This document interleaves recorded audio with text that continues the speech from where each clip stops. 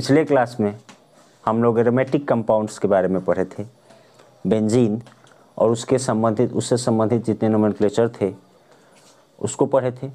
अगर आपका छूटा हो तो आज के वीडियो के डिस्क्रिप्शन में ही पिछले क्लास का वीडियो का लिंक आपको मिल जाएगा, वहाँ से पिछला क्लास वॉच कर सकते हैं। तो हम लोग एलिसाइक्लिक, एलिफेटिक और एरोमेटिक तीनों को देख चुके हैं। अब थोड़ा सा डबल बॉन्ड की तरफ ध्यान देते हैं कि डबल बॉन्ड अगर हो तो उसका नोमेनक्लेचर कैसे करेंगे। इसके बाद बेंजीन रिंग के अलावा जितने घुमा घुमा के पूछे जाते हैं नोमेनक्लेचर, जो स्ट्रेटली सीधे रूल रेगुलेशन के तहत बनाया जाए तो थोड़ी परेशानी होती है, तो उन सबों पर ध्यान देते हैं। डबल बॉन्ड के साथ कुछ ऐसा भी कंपाउंड तैयार किया जाता है या सिंगल बॉन्ड के साथ जिसमें बच्चे कंफ्यूज कर जाते हैं, उसको थोड़ा सा देखते हैं। तो जैसे हम लोग बेंजीन के बारे में पढ़े थे, इसके बाद डबल बॉन्ड की बात आ गई। तो ये डबल बॉन्ड वाले कंपाउंड तो 2 कार्बन से शुरू होते हैं। तो इस पर अगर डबल बॉन्ड हम देते हैं तो दोनों कार्बन के बीच डबल बॉन्ड है, प्रत्येक कार्बन का 2 बॉन्ड हो चुका है। तो अगर आप इस पर 2 हाइड्रोजन रखते हैं तो इसके 4 बॉन्ड पूरे हो जाएंगे। इस पर भी 2 हाइड्रोजन रखते हैं तो 4 बॉन्ड पूरे हो जाएंगे। लेकिन आप ये ज़रूरी नहीं कि इसी तरह से आप लगाएं। आप इस हाइड्रोजन को नीचे भी रख सकते हैं या इसको नीचे कर सकते हैं, कोई आपत्ति की बात नहीं। बॉन्ड की संख्या 4 ही होनी चाहिए और हाइड्रोजन कार्बन के अनुसार ही होना चाहिए। ऐसे ये तो हो गया स्ट्रक्चर यानी कि संरचना सूत्र। अब इसका अणुसूत्र की बात करेंगे तो वो फार्मूला के साथ बताया गया था या ट्रिकली भी बताए थे। तो होगा C2H4। ये अणुसूत्र है, लेकिन अणुसूत्र लिखने पर यह कंफर्म नहीं होता है कि डबल बॉन्ड है, ट्रिपल बॉन्ड है या डबल बॉन्ड कहाँ है। इस डबल बॉन्ड के पोजीशन से भी हमको काम है। डबल बॉन्ड का पोजीशन देख के ही नामकरण किया जाता है। जैसे आप देखिए, अब इसको तो हम लोग इथीन लिख लेंगे, 2 कार्बन का एथ और डबल बॉन्ड का इन। ये 3 कार्बन लग गए तो हम इस पर डबल बॉन्ड अगर क्रिएट करते हैं तो बाकी जगह हाइड्रोजन तो होगा ही, लेकिन अब इसका नाम क्या होगा। तो डबल बॉन्ड दिखाई दे रहा है तो डबल बॉन्ड को कम अंक देके गिनेंगे। तो इसका नाम क्या होगा भाई, प्रोपीन तो है, लेकिन हमको लिखना पड़ेगा 1 प्रोपीन। केवल प्रोपीन लिखेंगे, हालांकि 3 कार्बन तक कोई बाध्यता नहीं है नंबर देने का, क्योंकि अगर डबल बॉन्ड इधर लगेगा तो फिर मेरी गिनती इधर से होगी और फिर 1 प्रोपीन होगा। तो 1 प्रोपीन लिखें या प्रोप 1 इन। ये और स्पष्ट करता है, क्योंकि हम जानते हैं कि 3 कार्बन की गिनती को प्रोप कहते हैं। इन का मतलब डबल बॉन्ड होता है और ये संख्या बता रहा है कि डबल बॉन्ड कितने नंबर के कार्बन पे है। इसकी आवश्यकता और इसका यूटिलिटी तब पता चलता है जब कार्बन की संख्या बढ़ा दी जाती है। जैसे अगर मैंने किसी बच्चे से कहा कि भाई आप ब्यूटीन बनाओ, या मैं अणुसूत्र लिख दूं। जैसे अगर इसके हाइड्रोजन को रखा जाए और हम लोग गिनना शुरू करें तो कार्बन कितने हो गए भाई, 4। हाइड्रोजन कितना हो गया, 8। तो C4H8 लिखा गया। अब सूत्र से अगर हम पकड़ लेते हैं कि ये ब्यूटीन है, तो आप बताइए कहाँ ब्यूटीन है भाई, यहाँ। ये ब्यूटीन बन गया। अब कोई बच्चा ये काम करे कि यहाँ पे डबल बॉन्ड क्रिएट कर दे, सब जगह हाइड्रोजन रख दे और कहे कि इसको गिनिए। तो इसको गिनेंगे तो अणुसूत्र तो एक ही आएगा। दिक्कत कहाँ है कि डबल बॉन्ड की स्थिति बदल गई। कहाँ बदली है भाई, यहाँ 1 पर है, यहाँ 2 पर है। तो अणुसूत्र लिखने से डबल बॉन्ड का पोजीशन क्लियर नहीं होता, तो इसलिए संरचना बनाना पड़ेगा। अब दोनों का नाम अलग अलग हो जाएगा। इसका नाम क्या होगा, अगर एक बच्चा ये ब्यूटीन बनाएगा, दूसरा ये बनाएगा, तो दोनों ब्यूटीन है, सही है। तो भाई परेशानी कहाँ है कि ब्यूटीन बनाए किसको, ब्यूटीन कहे किसको। तो नहीं, ब्यूटीन दोनों है, लेकिन हमारा नाम लिखने का तरीका गलत है, सही नाम हमने नहीं लिखा है। इसका नाम होगा 1 ब्यूटीन। क्यों, क्योंकि डबल बॉन्ड को कम अंक देके गिनना होगा। इसका नाम होगा 1 ब्यूटीन, या आप कह सकते हैं ब्यूट 1 इन। इसका नाम होगा 2 ब्यूटीन, क्योंकि डबल बॉन्ड 2 नंबर पर है, कहीं से गिनेंगे 2 पर है। या इसको बोलेंगे ब्यूट 2 इन। दोनों सही है, दोनों तरीके से लिख सकते हैं। क्लियर। तो इसको देखें, ऊपर दूसरा बनाते हैं।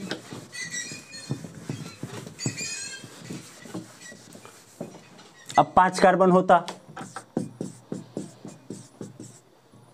और यहां पे डबल बॉन्ड होता, बाकी हाइड्रोजन तो हम रख सकते हैं।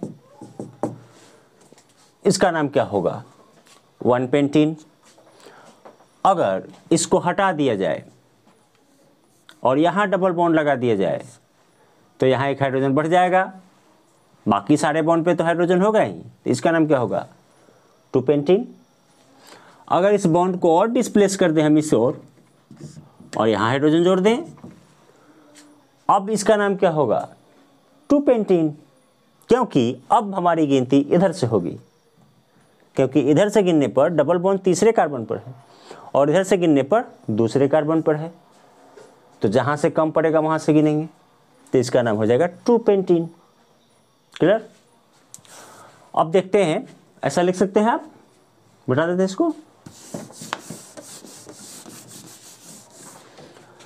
अब जैसे कार्बन की संख्या 3 है, यहां डबल बॉन्ड है, सब पे हाइड्रोजन तो होगा ही। कोई भी फंक्शनल ग्रुप हो, चाहे यहीं क्यों ना लगा हो, अब हम फंक्शनल ग्रुप को कम अंक देके नहीं गिनेंगे, डबल बॉन्ड से मतलब है, और डबल बॉन्ड को कम अंक देके गिनना होगा। ये नहीं कि यहां से गिनेंगे, अगर डबल बॉन्ड नहीं होता, हाइड्रोजन होता, तब तो मेरी गिनती इधर से होती, क्योंकि फंक्शनल ग्रुप को कम अंक देना था। लेकिन जैसे ही डबल बॉन्ड दिखाई देगा, तब हमें फंक्शनल ग्रुप को नहीं ध्यान देना है, डबल बॉन्ड को कम अंक देके गिनना है, और गिनती यहां से करना पड़ेगा। और फिर वही रूल, क्या? अंग्रेजी वर्णमाला के क्रम में आप संख्या के साथ जितने फंक्शनल ग्रुप लगे हैं उसको लिखिए, इसके बाद डबल बॉन्ड की चर्चा करें। कम अंक देके गिन दिया, अब क्या लिखेंगे? सबसे पहले ब्रोमो लिखेंगे, 3 पे लगा है, 3 ब्रोमो, 3 क्लोरो और 1 प्रोपीन। क्लियर? या प्रोप 1 इन, दोनों तरीका इस्तेमाल कर सकते हैं, ये सही है। लेकिन अगर डबल बॉन्ड की पोजीशन को बदल दिया जाए, इसको लिख सकते हैं, इसी पे बना दे या दूसरा बना दे। देखिए, अगर यही सेम स्ट्रक्चर रहा और आपसे कहा जाए कि इसका नाम लिखिए, और डबल बॉन्ड यहां लगा देते हैं, बाकी हाइड्रोजन भी भर देते हैं भाई, आप कंफ्यूज हो रहे होंगे, तो अब तो उधर से गिनने में ही भलाई है, क्योंकि डबल बॉन्ड को भी कम अंक मिलेगा और फंक्शनल ग्रुप को भी कम अंक मिलेगा, तो गिनती कहां से चलेगा? यहां से। अब पहले किसको लिखना पड़ेगा? फिर ब्रोमो को। एबीसीडी में तो बोले वो आएगा, 1 bromo, 1 chloro, 1 propene, 1 bromo, 1 chloro, 1 propene, या प्रोप 1 इन। ठीक है, ऐसा लिख सकते हैं। लेकिन अगर हम कार्बन की संख्या को बढ़ा दें, जैसे देखिए, हो सकता है इतने कार्बन, 5 कार्बन हैं, और यहां पे डबल बॉन्ड लगा दें, और अब फंक्शनल ग्रुप लगा दें इधर, तो फिर वही बात होगा। अगर हम एक कार्बन कम कर दें और फिर हम हाइड्रोजन भरना शुरू करें, तो ऐसे स्थिति में आपको कहा जाए कि आप गिनिए, तो आप कहीं से गिन सकते हैं। 2 नंबर पर ही डबल बॉन्ड है, इधर से गिने तो 2 नंबर पर है, इधर से गिने तो 2 नंबर पर है, तो इसका नाम तो 2 ब्यूटीन होगा। लेकिन जैसे ही कोई फंक्शनल ग्रुप दिखाई दे, जैसे इसका नाम हम लोग लिख लेते हैं, थोड़ा सा स्पेस देके लिखते हैं, एक ही में आपका 2-3 काम हम खत्म कर देते हैं। 2 ब्यूटीन हो गया, या इसको आप लिख सकते थे ब्यूट 2 इन, ये तो सीख चुके हैं आप। अब बाय द वे, मेरा मनसा था मैं इसको गिनूं और सब सिद्धांत का पालन करूं, तो बेहतर रहता है कि बाएं से दाएं की तरफ गिने हम लोग, तो बाएं से दाएं गिन लिया है, 1 2 3 4। लेकिन अगर कोई भी फंक्शनल ग्रुप हो, जैसे मान लिया जाए NO2 ही लगा हो, एक ही फंक्शनल ग्रुप दिखाई दे दे तब हमारी गिनती इधर से होगी, इधर से नहीं होगी। क्यों? क्योंकि अगर इधर से गिनूंगा तो डबल बॉन्ड को 2 अंक मिलेगा, लेकिन NO2 कितने पे चला जाएगा? 4 पे। और इधर से गिनने से क्या फ़ायदा होगा? डबल बॉन्ड को 2 अंक मिलेगा, लेकिन इसको भी तो कम अंक मिलेगा। तो जब हम अगर डबल बॉन्ड नहीं होता, फंक्शनल ग्रुप को कम अंक देते, तो क्यों ना हम ऐसा काम करें कि हम दोनों तरफ से गिनते हैं तो डबल बॉन्ड को एक ही अंक मिल रहा है, तो इधर से गिनने से एक फ़ायदा होगा। क्या फ़ायदा होगा? कि डबल बॉन्ड को तो उतना ही अंक मिलेगा, इसको भी कम अंक मिल जाएगा। तब हमारी गिनती ऐसे स्थिति में यहाँ से होगी। अब इसका नाम क्या लिखेंगे? 1 नाइट्रो 2 ब्यूटीन या ब्यूट 2 इन, ये तो रहेगा ही। इसके बजाय आप ये लिख सकते हैं, ठीक है? एक्सरसाइज बनवाया जाएगा, परेशान ना हो। एक्सरसाइज भी बनेगा, आप परेशान ना हो। पहले आप प्रैक्टिस करें, सीख लें कि नाम कैसे लिखते हैं, इसके बाद ये हो जाएगा। दूसरा कि अगर हम लोग डबल बॉन्ड की संख्या बढ़ा दें, हो सकता है ऐसा, यहां और यहां 2-2 डबल बॉन्ड लगा दिए। हाइड्रोजन तो लगा सकते हैं आप, कार्बन का बॉन्ड 4 गिनते हुए। तो अब कहां से गिने? ऐसा गिनती गिने कि दोनों डबल बॉन्ड मिल जाए और दोनों को कम अंक मिले। अगर हम यहां से गिनना शुरू करेंगे तो पहला डबल बॉन्ड ही 2 नंबर पर चला जाएगा और एक चला जाए 4 पे।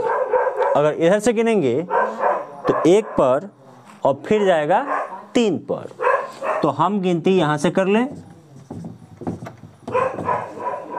अब एक डबल बॉन्ड 3 पर है, एक डबल बॉन्ड 1 पर है, तो क्या बोले इसको?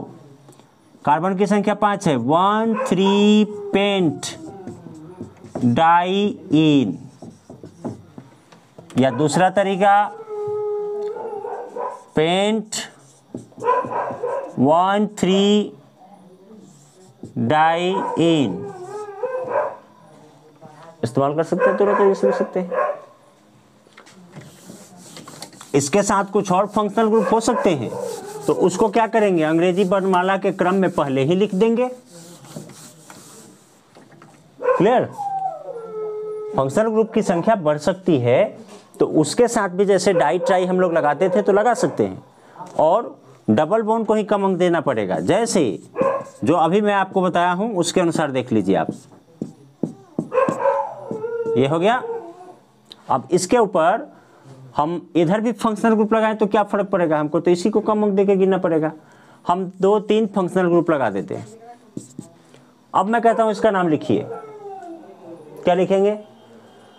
पहले तो इधर से गिनती कर लें, फिर पहले ब्रोमो को लिख दें, कितने पर है? 1 और 2 पर 2 गो है। क्लोरो भी लगा हुआ है, लेकिन रूल के अनुसार तो पहले ब्रोमो लिखना चाहिए, चूंकि ABCD में पहले नाम उसका आता है। तो लिख देते हैं 1 2 डाई ब्रोमो, फिर लिखा 1 क्लोरो। फंक्शनल ग्रुप 3 ही थे, लिख दिया। अब 1 3 पेंट डाई इन हो गया। घबराना नहीं है, स्टेप बाय स्टेप लिखेंगे, आपसे गलती नहीं होगी, आप लिख सकते हैं। क्लियर? अब कहिएगा ट्रिपल बॉन्ड, तो जो फैसिलिटी डबल बॉन्ड दे रहा है, जिस रूल के अनुसार आप डबल बॉन्ड लिख रहे हैं, इसी तरीके से ट्रिपल बॉन्ड को भी लिख सकते हैं।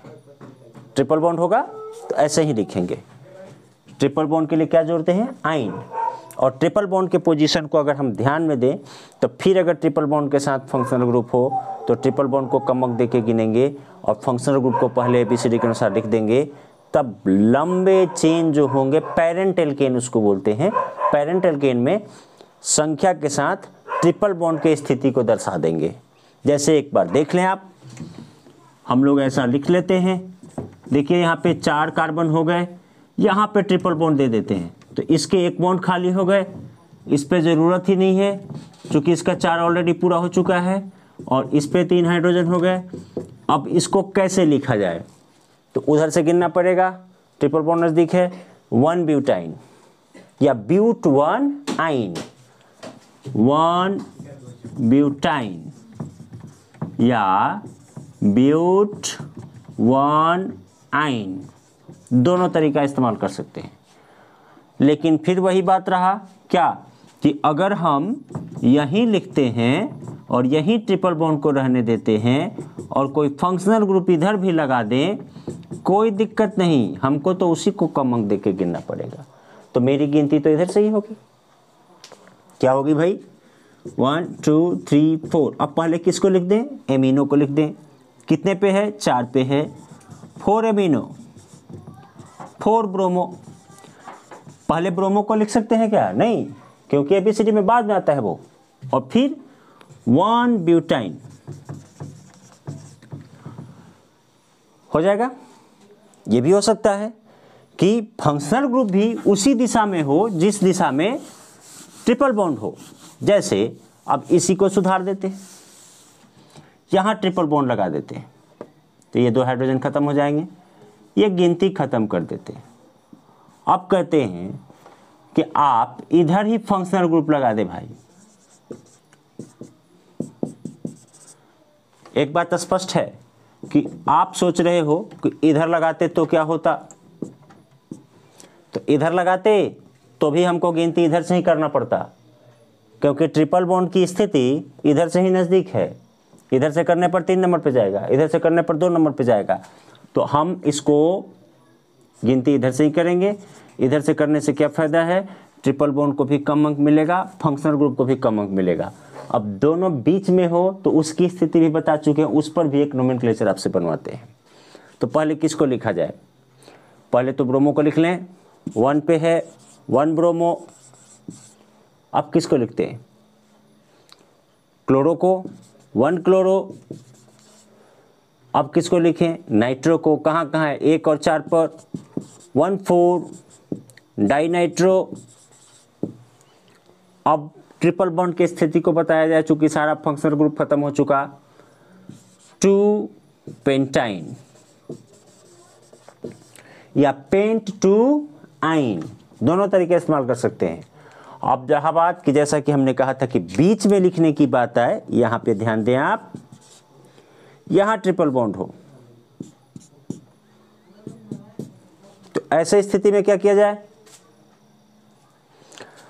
आप कहीं से गिनेंगे 2 नंबर पे आएगा, तो कोशिश करते हैं सीधे गिनने का। गिन लीजिए भाई, 2 ब्यूटाइन होगा। ये भी तो हो सकता है कि कोई फंक्शनल ग्रुप हमको दिखाई दे दे, तब तो बेहतर होगा इधर से गिन लें, क्योंकि इधर से गिनेंगे तो भी ट्रिपल बॉन्ड को वही अंक मिलेगा, इधर से गिनेंगे तो भी वही मिलेगा। तो दोनों स्थिति में जब वही अंक मिलेगा तो इधर से गिनने से फ़ायदा है कि इसको भी कम अंक मिल जाएगा, क्योंकि इधर से गिनते तो ट्रिपल बॉन्ड 2 पे जाता, लेकिन ब्रोमो कहाँ चला जाता? 4 नंबर पे। तो सबका फायदा किस रास्ते में है, सबका भला किस में है कि हमारी गिनती इधर से हो। तो अब क्या करें? पहले ब्रोमो को लिख दें, 1 ब्रोमो 2 ब्यूटाइन।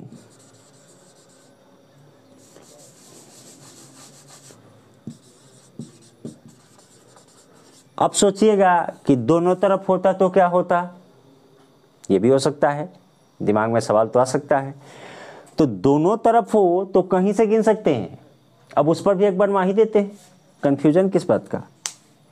इसको समझ रहे हैं? देखिए आगे देखते हैं। अब देखिए, चलिए ठीक है। डबल बॉन्ड की बात करें और फंक्शनल ग्रुप दोनों तरफ की बात करें तो बाय द वे ये कार्बन है, यहाँ डबल बॉन्ड है। तो ऐसे स्थिति में हम देखेंगे कि फंक्शनल ग्रुप कौन कौन लगा है। मान लीजिए कि इधर फंक्शनल ग्रुप की संख्या अधिक है, तो इधर से गिनती बेहतर होगा। मान लीजिए इधर एक ही है। ऐसा सोचने पर, ऐसा स्ट्रक्चर दिखाई दे तो सोचना ये है कि कहाँ से गिनती करें कि मैक्सिमम फंक्शनल ग्रुप को कम अंक मिले, ज़्यादा से ज़्यादा लोगों को कम अंक मिले। यूँ समझिए कि ज़्यादा से ज़्यादा लोगों को फ़ायदा हो, तो ज़्यादा से ज़्यादा लोगों को कम अंक मिलने का चांसेस कहाँ से है? इधर से है, तो गिनती इधर से हो जाएगी और नाम लिख देंगे। क्लियर? हाँ, अब रहा बात डबल और ट्रिपल बॉन्ड दोनों साथ में हो, तो हमेशा ध्यान देना होगा कि डबल और ट्रिपल दोनों साथ में हो तो ट्रिपल को ज़्यादा वैल्यू दिया जाता है, डबल को नहीं। इसको स्ट्रेटली एक शब्द में समझ लें, जिसके बारे में जानकारी दी गई थी कि डबल और ट्रिपल दोनों एक साथ हो तो ट्रिपल को ज़्यादा वैल्यू देना है, तो अगर हम एक कार्बन कम कर दें, बाकी के हाइड्रोजन को पूरा करने का कोशिश करें, तो ऐसे स्थिति में ट्रिपल को कम अंक देके इधर से गिनना पड़ेगा। अगर एक कार्बन बढ़ा भी लेते हैं तो इधर से ही गिनना बेहतर होगा, क्योंकि इधर से गिनने पर ट्रिपल 3 नंबर पर चला जाएगा और इधर से गिनने पर 2 नंबर पर मिलेगा। क्लियर? तो इधर से गिन लेंगे। अन्य फंक्शनल ग्रुप होते तो उसको लिख देते। अब इसके नामकरण में एक आप फंसेंगे कहाँ कि आप, अब मान लें इसी का नाम लिखना है, तो आप सोचेंगे कि हम आइन जोड़ें कि इन जोड़ें, ऐसा कन्फ्यूजन हो सकता है। तो आप ये बताइए कि इन दोनों में सबसे ज़्यादा वैल्यू आपने किसको दिया और किसको देना है। रूल कहता है किसको ज़्यादा वैल्यू देना है, तो हम इधर से गिन लेते हैं। तो ऐसे स्थिति में पहले तो इसको इन बना दें, 4 इन मतलब 4 पे डबल बॉन्ड है, और 2 पेंटाइन, ये सही होगा, क्योंकि आपको सबसे ज़्यादा कीमत या वैल्यू इसको देनी है। अन्य फंक्शनल ग्रुप होता तो उसको पहले ही लिख लेते। फिर ट्रिपल बॉन्ड की संख्या बढ़ेगी तो डाइआइन हो जाएगा। फिर फंक्शनल ग्रुप जुड़ेगा तो अल्फ़ाबेट के अनुसार पहले लिखना है। वो सारा काम करना है जो डबल बॉन्ड के साथ करते थे, लेकिन डबल और ट्रिपल दोनों मिल जाए तो ट्रिपल को ज़्यादा प्रायोरिटी देना है, डबल को कम देना है। ठीक है? देखिए, अब हो सकता है कि डबल और ट्रिपल बॉन्ड एलिसाइक्लिक कंपाउंड के साथ भी मिले। एलिसाइक्लिक कंपाउंड किसको कहते हैं? जो जैसे हमने कहा कि 3 कार्बन हैं, अब ये बंद संरचना बना सकते हैं। कैसे भाई? तो एक कार्बन को नीचे कर दें, तो ऐसे स्थिति में इसको जोड़ देंगे तो ये बंद संरचना बनाएगा और प्रत्येक के पास 2-2 हाइड्रोजन बच जाता है, तो इसे साइक्लो कंपाउंड कहते हैं, एलिसाइक्लिक कंपाउंड। कार्बन की संख्या 3 है, बंद संरचना है, तो साइक्लोप्रोपेन। तो इसको कार्बन हाइड्रोजन लिखने की जरूरत नहीं पड़ती है, ऐसे बनाते हैं साइक्लोप्रोपेन, ऐसे बनाते हैं साइक्लोब्यूटेन, ये तो सीखा था आपने। लेकिन अगर इसमें डबल बॉन्ड दिखाई दे तो साइक्लोप्रोपीन, डबल बॉन्ड दिखाई दे साइक्लोब्यूटीन, अगर 5 कार्बन हो तो पेंटेन था साइक्लोपेंटेन, डबल बॉन्ड कहीं दिखाई दे साइक्लोपेंटाइन, सॉरी पेंटीन। इसी के साथ अब कहिएगा कि कोई फंक्शनल ग्रुप भी हो तो उसकी बात वही होगी कि बाय द वे यहाँ पे कोई फंक्शनल ग्रुप लग गया, ये साइक्लोप्रोपीन, साइक्लोब्यूटीन, साइक्लोपेंटीन नाम लिखना चाहते हैं लिख सकते हैं।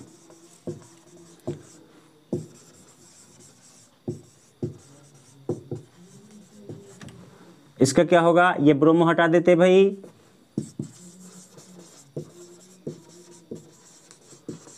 क्लियर?